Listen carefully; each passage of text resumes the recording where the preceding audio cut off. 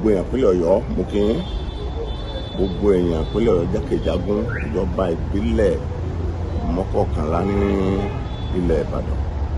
Mo kí yín sípò àwùsí ìdòròmọ̀ àwùsẹ̀ mẹ́rẹ̀ẹ́tẹ́ lúmẹ̀sà kárùbà gẹ́gẹ́ bí ìkéde tí àwọn aláṣẹ àti olùdarí ìpínlẹ̀ Ọ̀yọ́ number one citizen in Ọ̀yọ́ state engineer Olúwaṣèyí Mákindé tí wọ́n ṣe pé ní ọjọ́ 18 oṣù kínní ọdún 2026 sinimá ńlá kan yóò jẹ́ wíwò kárí ní gbogbo ìlú Ìbàdàn, Ọ̀yọ́, Ògbómọ̀ṣọ́, Òkè Ògùn àti káàkiri ní àkókò kan náà. Gbẹ̀gẹ́dẹ́ gbiná ní ọjọ́ 22 oṣù kínní ọdún 2026 nígbà tí sinimá yẹn máa fi bẹ̀rẹ̀ kí gómìnà ó tó dé. Ọ̀pọ̀lọpọ̀ àwọn ènìyàn ti jókòó bàbí sinimá yẹn aṣẹ́ o taxi driver látọdúnmọdún bí ìgbà tí wọ́n ṣẹ̀ṣẹ̀ ṣe lálẹ́ àná bẹ́ẹ̀ ló ṣe rí.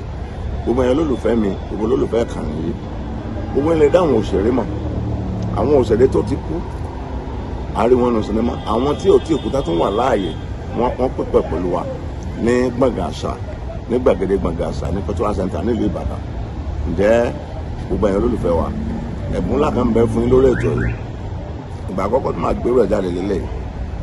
Ẹ̀bùn náà ni pé gbogbo ojú tí ẹ bá rí nínú sinimá yìí tí a yà tí wọ́n péjú síbẹ̀ yẹn, ayọ̀ ẹ máa wò ní kọ̀ọ̀kan ẹ ó rí inclusively mi o ẹ lè fọkọ tèmi náà ṣe o.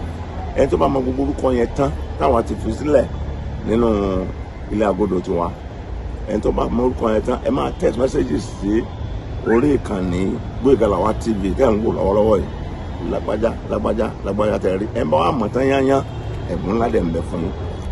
Ojú inú wa ò ní fọ́, etí inú wa ò ní di, ọpọlọ ìmọ̀ye tá a fi ń gbé kalẹ̀ Ọlọ́run jẹ́ kó bàjẹ́. Gboyega Lawal lórúkọ mi o, ìyẹn burú afájà àgbàṣe tó bàbá òjòjò kò tó lọ́ọ̀sán àgbẹ̀sán àgbẹ̀kan ò ní sògùn aláìní ká ẹ jẹ́ ká lọ wò ó káwò bó ṣe ń lọ.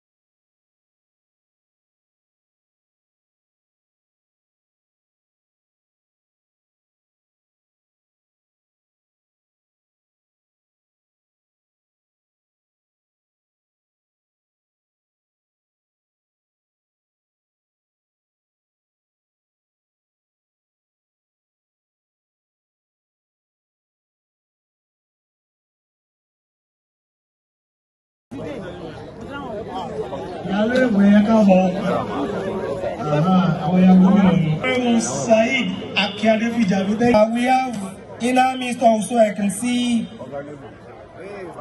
our very own.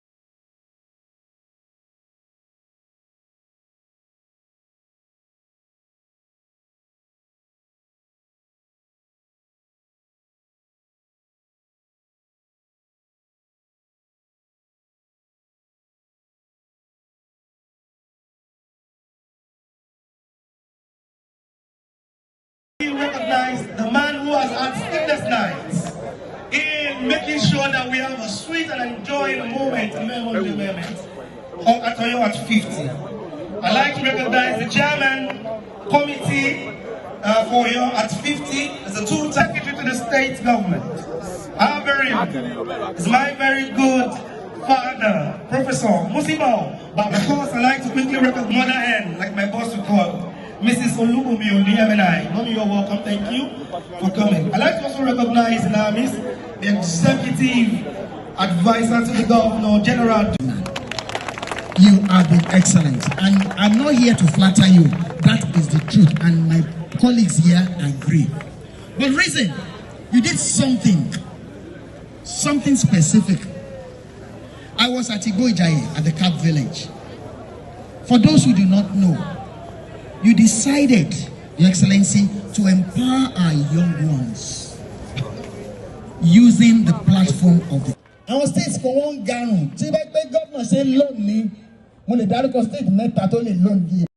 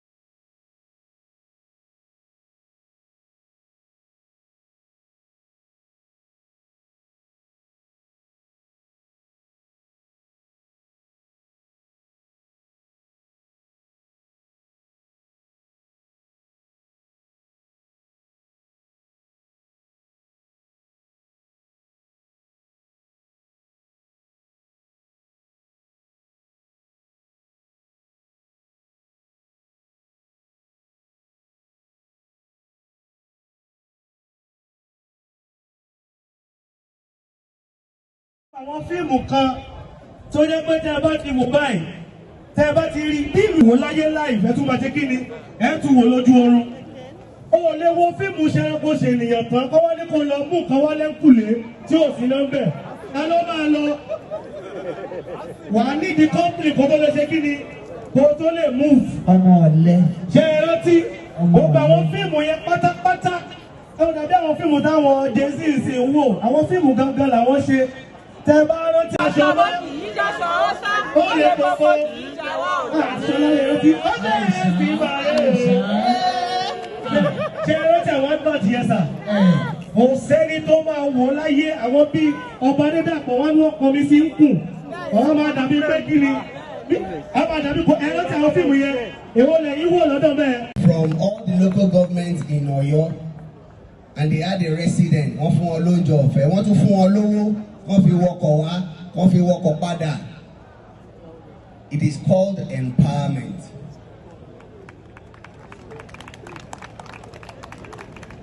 And lágbára Ọlọ́run gbogbo ẹ̀kọ́ tí wọ́n kọ́ wọ́n fi ṣe nǹkan rí. Àwọn lára wọn gan wọ́n á tún ju àwa báyìí lọ. Lágbára Ọlọ́run mo mọ àwọn dákun ìṣàkọ ẹ dákun ẹ kàn yílẹ̀ díẹ̀ ẹ jọ̀ọ́. All right, I'm just gonna sing one track and just to set. This is from Ijamnira, my father's first film, 1978.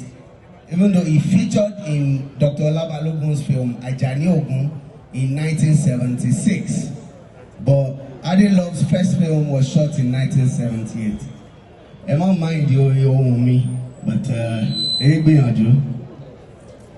Ìran ẹyẹ gún wọn ò ní jẹ gbàdo, ìran àkàlà wọn ò gbọ́dọ̀ jèrè, lékèlékè kò ní láṣọ dúdú, ẹyẹ tí ó ṣe bí ògòǹgò kò sí láàyè, ọgbọ́n orí wa, ilé ayé wa, ọpọlọ orí wa, kò ní dàrú láyé ń bí. Ẹ ṣeun. Facilitated that I didn't know, but it was, and then more things, and then more encouragement. Thank you very much, sir. You're not doing it because of me, you're doing it because of your people. And that is what I'm happy about. And I didn't set up all that I have done because of me. Kí la fẹ́ jẹ, nǹkan mélòó, kí la fẹ́ mu, ìlú la fẹ́ ná.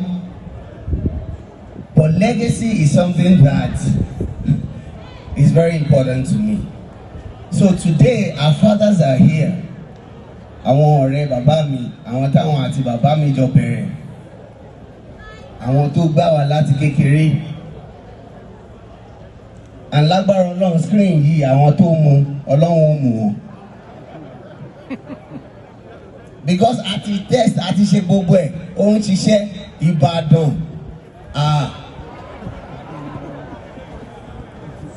Ẹ dákun, ẹ kò bá wa yílẹ̀ díẹ̀, ẹ jọ̀ọ́. Torí mo fẹ́ bú sẹ́kún ní látẹ̀kan. The film we're about to watch is titled Taxi Driver. And Taxi Driver was shot in 1983.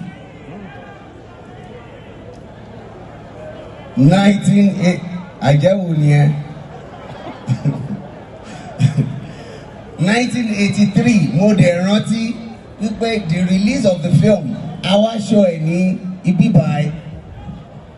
Ilé aisho kọ́lọ́n fọ̀rẹ̀kẹ́ wọn. Tàbí lọ èmi pẹ̀lú wọn sọ̀rọ̀ kan tó serious nígbà yẹn ìjọ tí mọ́tò takú sínú igbó pé kò sí communication kò sí kankan gbọ̀ngàn inú igbó ń bẹ̀ náà sùn bàtà ríra là ń sọ̀rọ̀ inú igbó làwọn náà ń sùn kọ́rẹ́ wọn kan tó wá wọ́ wọn kúrò ń bẹ̀ oríṣiríṣi bẹ́ẹ̀ ìrìn àjò ọ̀dẹ̀ ń kéré tá a bá gbé látọ̀yọ́ Ògbómọ̀ṣọ́ agbede Ìlọrin agbede Sàárẹ̀ agbede Ṣakí Birnin-Gwari Kano Kaduna Sokoto Yola Mobi Maiduguri bá ṣe ṣe iṣẹ́ yẹn káàkiri nìyẹn ṣùgbọ́n ọpẹ́ ni fọlọ́ fún àǹfààní tó fún wa fún ìjókòó yìí nítorí pé support tó fún wa yẹn kò ń ṣe kékeré.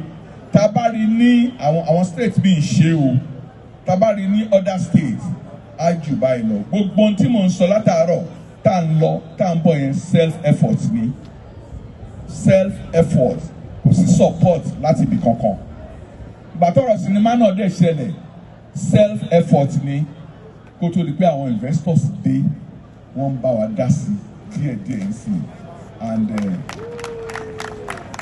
ṣẹ́rí ìmọ́lẹ̀ dé nìyẹn ọpẹ́ ní fọ́lọ́run. So lẹ́nìí a dúpẹ́ lọ́wọ́ yín Your Excellency tẹ́ fún wa ní àǹfààní. Màá túbọ̀ béèrè fún support yín tẹ́ bá ń fún wa, Ọlọ́run dẹ̀ ní kún yín pa. Àwọn colleague tó wà ń bí mo gbẹ́nu wọn sọ pé mo dúpẹ́ lọ́wọ́ wọn o. Àṣe yìí la máa ṣe, àjọṣe wa ò ní bàjẹ́. Thank you very much. Ẹ ṣeun dúpẹ́. Ẹ bá mi wó ọ̀gá mi lọ.